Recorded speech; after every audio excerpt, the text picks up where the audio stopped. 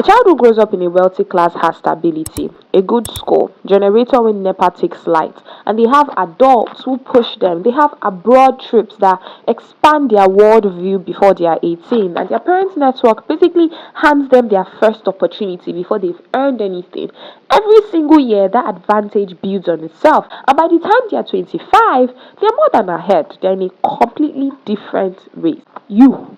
If you were the child on the other side, who is just as intelligent, just as capable, but you're spending your most important years fighting battles that the other person didn't even know existed, you're spending your mental energy on survival, on feeding, on transport, whether school fees will be paid. Bad schooling will kill this child confidence. Poverty will kill their focus. And watching your parents struggle shapes how you see yourself and what you even believe is possible for you. And every year that passes, the gap widens because it's not only advantage that compounds, disadvantage also compounds too. So it doesn't even just stop at childhood. It follows them.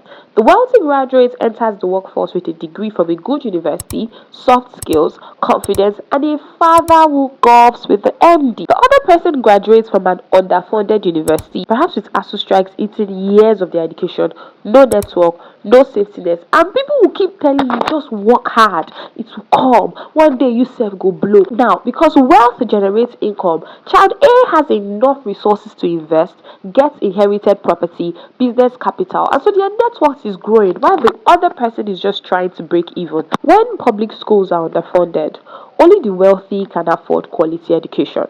When public hospitals are broken, only the wealthy can survive illnesses without being financially ruined.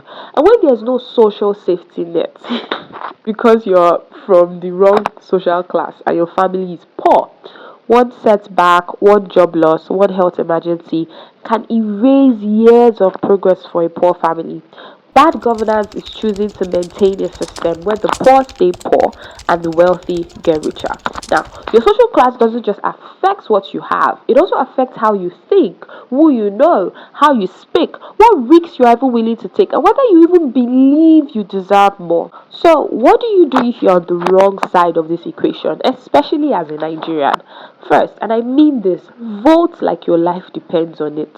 Tell everybody around you to vote because it does. Every election you sit out is a vote for the system staying exactly as it is. You can say, oh, your votes don't count, blah, blah, blah, but vote first. As somebody who has been part of elections as a youth copper, the politicians who are defunding public education and stealing your infrastructure budget and they are making sure this gap stays wide, they are counting on your apathy, they are counting on your willingness to sell your votes, and it is your job not to give it to them. But while you're waiting for the system to catch up, start your own compounding. Find a mentor who has already crossed the bridge you are trying to cross because one relationship can kind of compress 10 years. Build a skill publicly. In this economy, proof of work travels faster than your certificate. Obsess over reputation early and spend time around people who are building. Ambition is contagious. Protect your confidence because if you are from a poorer social class, you don't get as much encouragement and support as people on the other side. And so you constantly feel like you don't belong. It's a lie. You do belong. But there's also a gap that is real and a system that is real. But so is compounding and it kind of works for anyone who is willing to start it. You didn't choose your starting point to die, but you still get to choose your direction. And your best bet is to have faith, pray, and fight. So fight.